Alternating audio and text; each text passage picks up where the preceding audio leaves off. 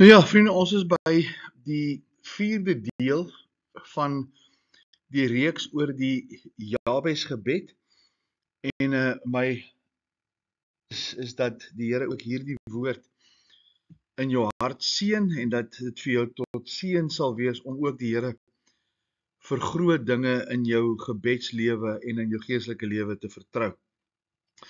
Dus soos ons al by die vorige 3 geleenthede gesien het, vind ons die Jabes gebed in 1 Kronieke 4 vers 9 en 10. So ek nooi jou dat ons dan nou hierdie teksverse, hierdie paar verse gaan saam lees en dat die Here opnuut sy woord in ons harte sal seën. So kom ons lees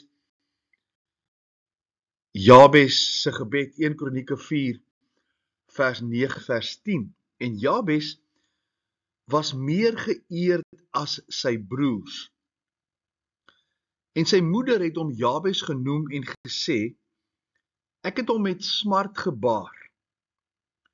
En Jabes het die God van Israel aangeroep en gesê, as u my ryk seën en my grondgebied vermeerder en u hand met my sal wees en die onheil afweer, sodat geen smart my tref nie. En God het laat kom wat hy begeer het. Wil ons dan stilstaan vanmiddag by die 4de en laaste versoek wat Jabes dan gebid het, en die 4de versoek handel dan oor, sal u onheil van my weerhou, dat geen ellende my tref nie. 'n baie belangrike deel, nie dat die ander dele nie belangrik is nie, maar hierdie is 'n baie belangrike uitvloeisel van die eerste 3 versoeke van Jabes. Nou Jabes se gebed lees ons in vers 10 dan, die grondslag van sy aanroep en die persoon wie hy aanroep. Jabes het die God van Israel aangeroep en gesê. Jabes het 'n belangrike les geleer.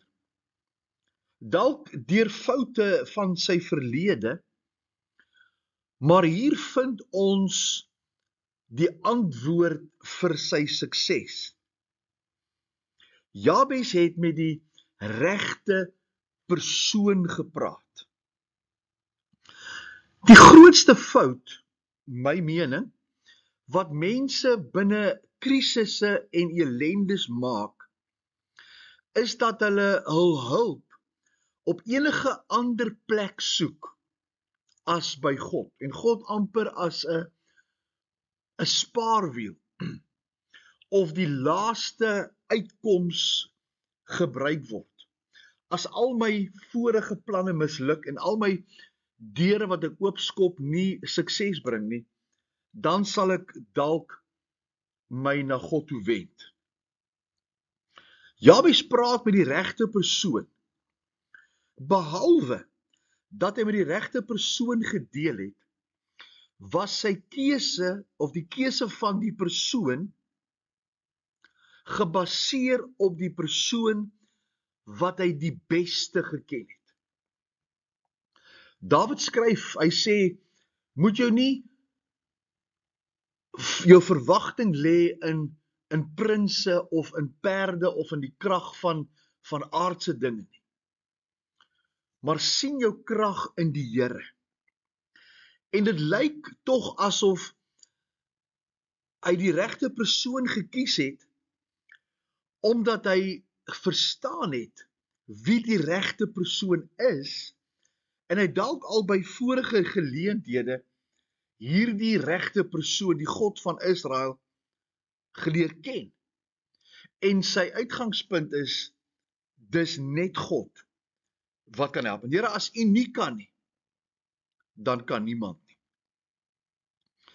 Hy het die God van Israel aangeroep, praat hy met die persoon wat kan help, maar ook met die persoon wat wil help. Die skrif is vol beloftes van wat gebeur om met die regte persoon te praat en ook jou oë in die regte rigting te hou. In Psalm 121 lees ek vers 1, 2, 3 en 4, sê die psalmdigter, ek slaan my oë op na die berge. Ek is in die regte rigting, rig ek my verwagting. Waar sal my hulp vandaan kom? My hulp is van die Here wat hemel en aarde gemaak het. Sy oë is nie net in die regte rigting nie, maar sy oë is gerig op die regte persoon wat die vermoë het om te help, wat kan help, wat wil help, omdat hy hierdie hemel en hierdie aarde geskaap het. Dan gaan vers 3 voort en hy sê, hy kan jou voet nie laat wankel nie. Hierdie God wat homself op so 'n unieke manier openbaar het, is jou bewaarder. Hy's die een wat jou voet nie laat wankel nie. Hierdie bewaarder kan nie sluimer en hierdie bewaarder van Israel kan nie slaap nie. Hy's gedurig bewus van jou hulp geroep. En as jy met die regte persoon praat en in die regte rigting draai, sê die Bybel dat God is daar om hulp te verskaf. God is die enigste wat gebede kan beantwoord en die mens gee wat hy nodig het, en selfs ook baie meer as net wat hy nodig het. Die Bybel sê hy kan baie meer doen as wat ons bid of dink. Inteendeel, God gee nie altyd wat jy vra nie, want hy weet dat hy jou na plekke toe vat deur sy wil in jou te openbaar en jy vir sy wil gereed is, wat jy nie dalk wil hê of wil jy gaan nie, maar dat hy jou na plekke toe vat wat vir jou tot geestelike voordeel en seën sal wees. Alhoewel God weet wat ons nodig het, wil hy hê dat ons begeertes aan hom bekend sal maak. Die Romeinebrief maak dit baie duidelik dat dit net die Gees van God is wat weet wat in die hart van die mens aangaan, en is ook net hy wat weet wat God vir daardie mens in gedagte het. En daarom sal hy hierdie gebed, as ek binne die wil van God bid en vir die Here sê, Here, dis my behoefte, maar my behoefte is gekoppel aan dit wat U in gedagte het vir my. Dat dit die Gees van God is wat my sal lei om die regte dinge te bid, omdat hy weet wat God vir my in gedagte het. Dis hy wat met die Vader kommunikeer en ons behoeftes met hom deel en ook meewerk dat God hierdie behoeftes binne sy wil sal beantwoord. Die 4de versoek handel oor beskerming en bewaring. Die 4de versoek sê, U die onheil afweer, sodat geen smart my tref nie. Na 3 grensbreek versoeke, hierdie eerste 3 was wat soos die Engelsman sê, die boundaries geskuif het. Na hierdie eerste 3 groot versoeke, is die laaste versoek van Jabes 'n verlustiging in veiligheid, in beskerming en na langtermyn sekuriteit. Die versoek is eintlik, soos by die vorige, dat die Here sy hand oor Jabes sal hou, 'n logiese uitvloeisel en noodsaaklikheid. Wanneer die Here God die mens oorvloedig seën, die eerste versoek wat Jabes gebid het, hom meer geleenthede gee, die tweede versoek wat Jabes gebid het, en hom afhanklik hou van die teenwoordigheid van God, die derde versoek wat Jabes gebed het hierdie bidder baie om te verloor. Om die seën van die Here, die geleenthede van die Here en die teenwoordigheid van die Here te hê, het jy as bidder ontsaglik baie te verloor. Om meer geleenthede te ontvang, om vir God meer diensbaar te wees en mense te bereik met God se genade, moet jy noodwendig iets van iemand wegneem, sodat mense die verlossing en bevryding kan ontvang. Jy moet mense leer om uit die mag van die bose te kom. So met ander woorde, die duiwel gaan sy houvas op mense verloor as jy die geleenthede van God gebruik, diensbaar is, hierdie mense bereik, en hierdie mense jou roepstem hoor, gaan jy iets van iemand van die duiwel moet wegvat, hulle los moet maak, sodat hulle verlossing en bevryding kan ontvang. Die bose word onmiddellik bedreig en sal alles doen om daardie grondgebied wat hulle verloor het, terug te kry. Die bidder wat hierdie plek van oorwinning bereik het, word die duiwel se grootste vyand en sal dus onder die spervuur van die bose kom. En nou verstaan ons dus waarom hierdie vierde versoek so belangrik is. Here, as U my seën, my grondgebied vermeerder, as U my geleenthede gee, as U vir my diensbaar maak, dan kom ek nader en ek speel in die area waar die duiwel wil funksioneer om mense weg te hou van God se oorwinning. En daarom is ek die duiwel se grootste vyand. Dis die rede waarom hierdie deel van die gebed, hierdie vierde versoek, so belangrik is. Wat ek lees in Matteus 12 vers 43 tot 45, hy sê, wanneer die onreine gees uit die mens uitgegaan het, gaan hy deur waterlose plekke en soek rus, en hy vind dit nie.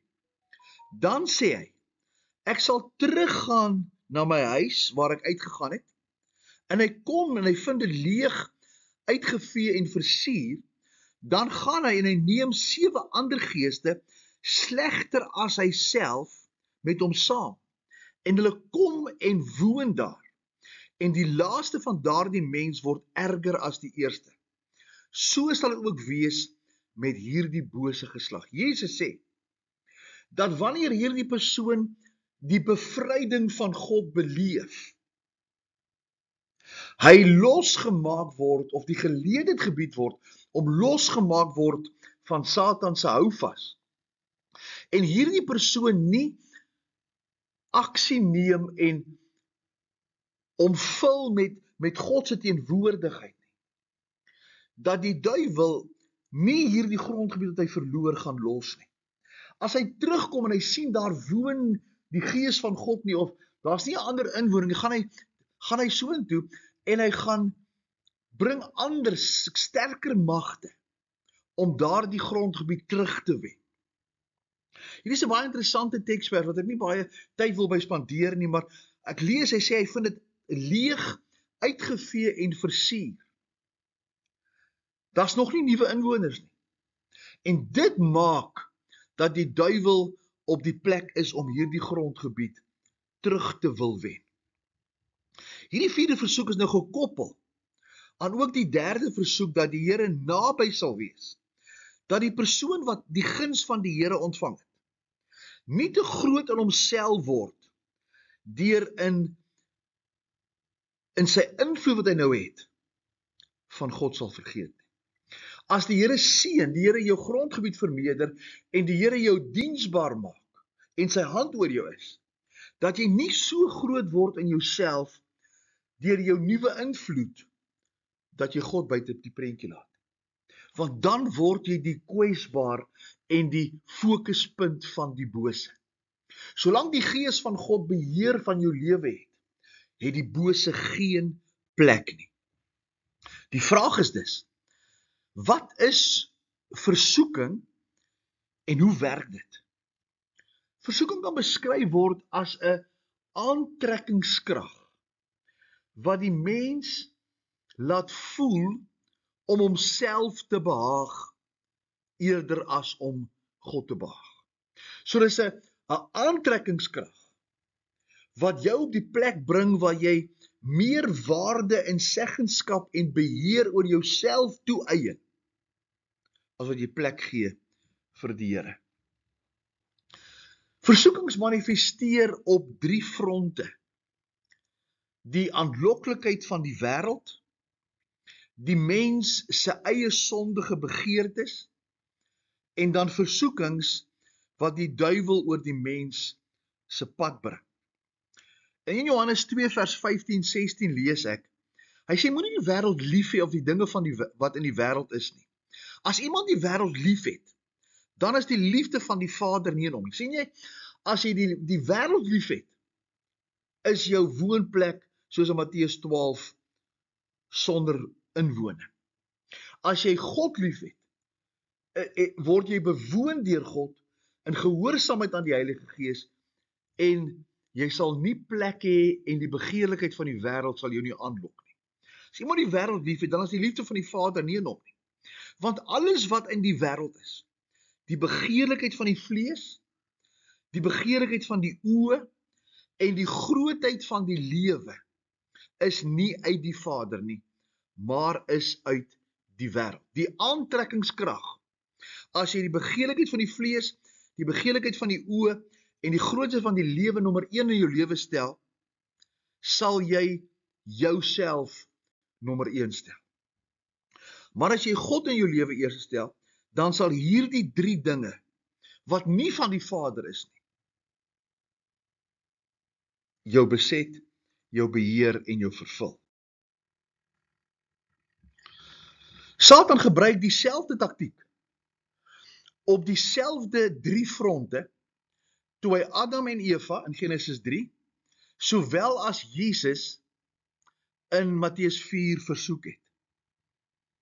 Al 2 gevalle het die duiwel gefokus op die feit dat hy as versoeker die persoon wat hy versoek aanmoedig om sy eie belange te sien en eers te stel, bo die van God se plan vir die persoon binne in die situasie. By Adam en Eva lees ons die versoeking, dat hy skep in die begin, met die eerste versoek toe hy vir Eva vra, het die Here God gesê, julle mag nie van al die bome eet nie. Sê Eva vir hom, ons mag van al die bome eet, maar as een boom wat ons nie mag eet nie, want ons is daarvan eet, gaan ons sterf. En die duiwel sê, julle sal sekerlik nie sterf nie, en daardeur bring hy 'n wanindruk dat God lieg. En hy sê vervolgens, dat die Here eintlik iets van julle weghou, dat julle nie kan wees soos hy is nie. So neem van die vrug, neem jou eie belange eerste, en verwerp sy opdrag, sodat jy kan kry wat van jou weggehou word. Eva sien die vrug dat dit goed is, en dit word vir haar 'n begeerte om te besit, en sy begin besef dat sy reg moet neem. God sê, hierdie vrug hou iets van my weg, ek moet dit neem om te kry wat van my weggehou is. Die eerste mense kies om God te verwerp en hulle eie wil te volg. By Jesus begin die duiwel met een stelling wat hy deurvoer met al 3 die versoekings. En die stelling is, as u die seun van God is. Hiermee sê hy, hoe eg is u verhouding met u Vader? Hoe belangrik is hierdie verhouding wat u koester? Sien, hy los jou alleen in die woestyn sonder kos. As die verhouding dan so sterk is, waarom het u honger? En hy sê vir Jesus presies dieselfde wat hy vir Adam en Eva gesê het, neem jou belange vir jouself as nommer 1 prioriteit. Maak van hierdie klippe brode. Waarom laat jou Vader jou honger as jy dan nie seun van God is? By die tweede versoeking sê hy vir Jesus, spring van die tempeldak af, en hy haal die skrif aan, en hy sê, dat die Vader sal sy engele aangaande u bevel gee, om u op die hande te dra, dat u nie u voet stamp nie. Dwing, sê hy, dwing God. As u die seun van God is, dwing jou Vader, om verantwoordelikheid te neem, en homself te bewys, dat hy jou Vader is. So weer eens, neem jou belange eerste, en dwing hom, om te reageer. By die derde versoek sê hy vir Jesus, die Vader het 'n plan dat jy moet kom sterwe om die mensdom terug te wen. Jy het nie nodig om daai pad te loop wat die Vader vir jou gekies het nie. Sien jy? Dat jou belange moet bo dit van God gekies word binne die situasie. Die Vader het gekies dat jy moet sterf. Jy kan op 'n baie maklike manier kan jy die wêreld kry. Daar's 'n ander opsie. Jy het nie nodig om te kom sterf nie. Ek sal vir jou, dit wat Adam en Eva vir my gegee het by die sondeval, sal ek vir jou teruggee. Al wat jy moet doen is, aanbid my.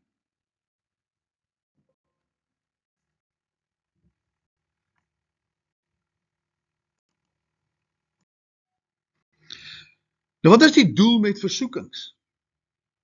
Jakobus 1 vers 2, 3 en 4 sê, hy sê, ag dit louter vreugde my broeders, wanneer julle in allerhande versoekings val. So met ander woorde, versoekings moet ons bly maak. Dis regtig die teendeel van wat ons beleef. Hy sê, omdat julle weet, dat die beproewing van julle geloof lydsaamheid bewerk. Maar die lydsaamheid moet tot volle verwerking kom, sodat julle volmaak en sonder gebrek kan wees en in niks kort kom. So met ander woorde, die doel van versoekings uit Satan se oogpunt is die verleentheid om te struikel. Vanuit God se perspektief is versoekings die geleentheid om op die trappie te klim, op die versoeking te klim en dus nader aan God te kom. Hy sê, dit moet vreugde wees, want dit is 'n geleentheid om nader aan die Here te kom. Jakobus 1 vers 12 sê, salig is die man wat versoekings verdra. Want as hy die toets deurstaan het, as hy God se prioriteit bo sy eie belange stel en verstaan dat die Here 'n plan met hom het, sal hy die kroon van die lewe ontvang wat die Here beloof het aan die wat hom liefhet. Wie is die versoeker? Is die volgende vraag. Jakobus is weer aan die woord in hoofstuk 1 vers 13 tot 15. Laat niemand as hy in versoeking kom sê ek word deur God versoek nie. God kan deur die kwaad nie versoek nie, word nie, en self versoek hy niemand nie. Op 'n ander woorde, God is nie die gewer van versoekings nie. God gebruik die versoeking as 'n geleentheid. Maar elkeen word versoek, hoor nou, as hy deur sy eie begeerlikheid weggesleep en verlok word.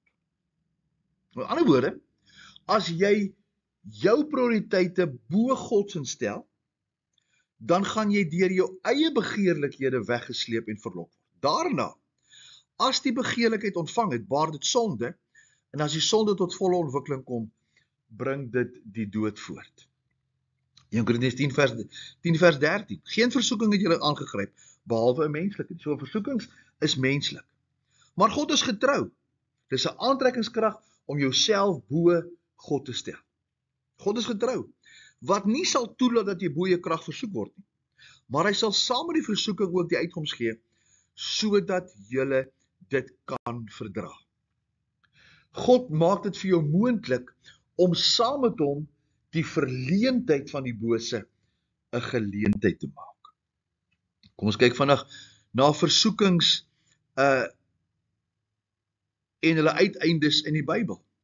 Josef Hy word verkoop deur sy broers, hy word 'n slaaf in Egipte, hy word verlei deur Potifar se vrou, hy ontvlug van haar, hy land in die tronk, hy lê die skinker en die bakker se drome uit, hy kom by die koning, hy lê die koning se drome uit, en God gebruik Josef in hierdie ellende as 'n geleentheid om die redder te word van Israel, toe daar hongersnood in die land kom. Samson, hy het die Nasareërsbelofte afgelê dat hy nie sy hare sal sny nie.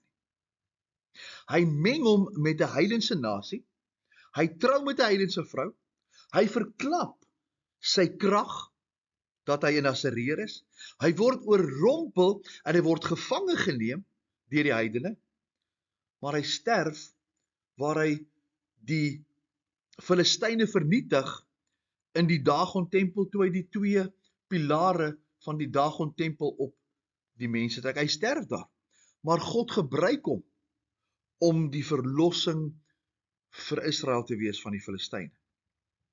Ananias en Safira, hulle verkoop 'n stuk grond, hulle kom ooreen om oor die koopprys te lieg, en hier's nou die ander kant, dat as jy jou belange eerste stel, sterf hulle.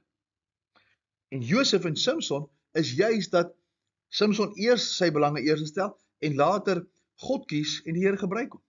Ananias en Safira sterwe, omdat hulle hulle eie belange voorstel, en buite God se wil vir die bepaalde situasie is, en die Here hulle nie kan sien nie. Die apostel Paulus, sy apostelskap word nie erken nie. Hy ontvang in 2 Korintiërs 12 hierdie openbaring, daar kom 'n aanslag op sy lewe, dat hy homself probeer verhef om aan die wêreld te wys, dat hy die apostel is, dat hy hierdie wonderlike dinge gesien het, hierdie doring in die vlees, wat die duiwel vir hom sê, maar Paulus, jy kan mos aanspraak maak dat jy hierdie wonderlike dinge, 2 Korintiërs 12, in die hemel gesien het, wat hulle moet beïndruk en hulle forceer om jou te aanvaar. En hy bid vir die Here om hierdie doring in die vlees, hierdie begeerte in sy hart om sy eie begeertes en sy eie wil bo die van God te plaas, en die Here se antwoord is, my genade is vir jou genoeg. En God gebruik Paulus op 'n wonderlike manier, toe hy op die plek kom waar hy God se belange bo sy eie belange stel.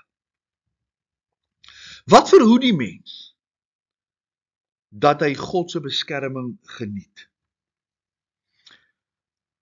Dit word by party plekke genoem die slang se slinkse slenters. 'n Paar belangrike dinge.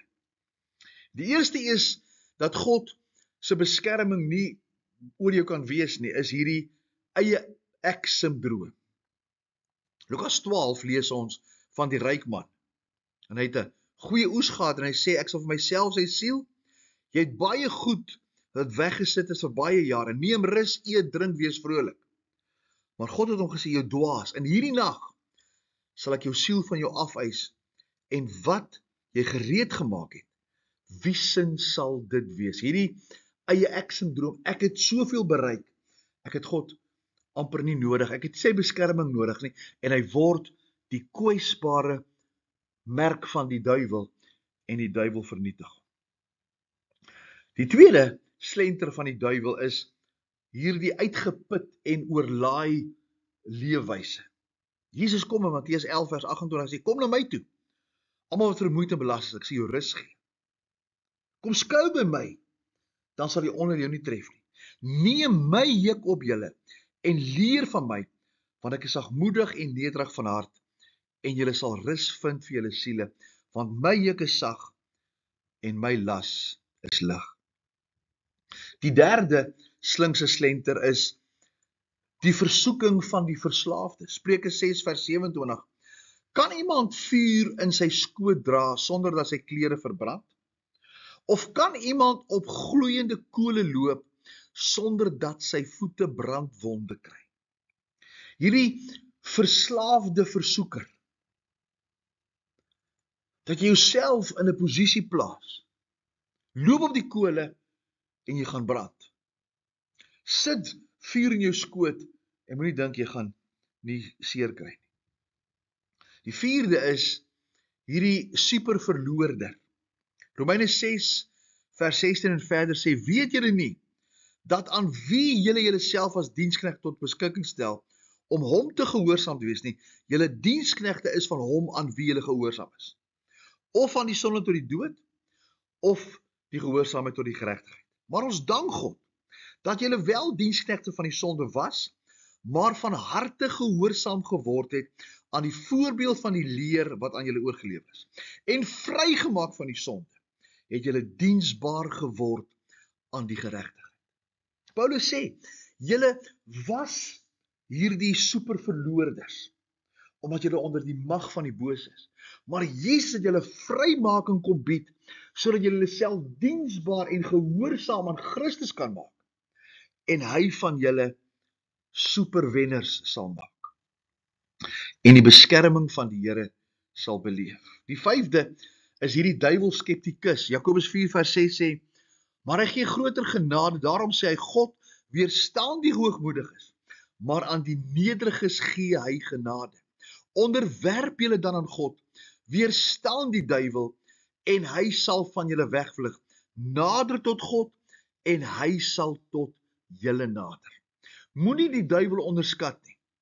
En jy verloor die teenwoordigheid van die Here, as jy dink dat jy die duiwel op jou eie hande kan aanvat.